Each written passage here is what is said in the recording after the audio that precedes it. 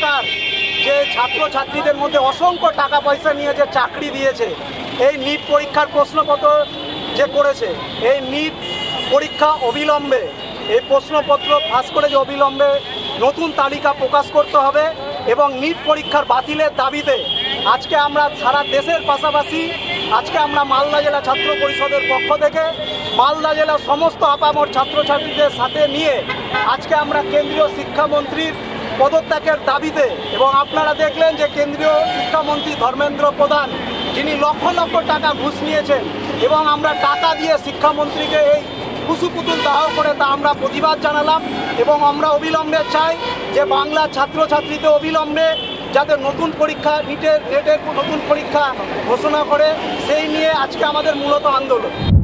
কেন্দ্রীয় শিক্ষামন্ত্রীর পদত্যাগ সহ নিট কেলেঙ্কারিতে যুক্ত দোষীদের কঠোর শাস্তির দাবিতে রাস্তায় নামল মালদা জেলা ছাত্র পরিষদ।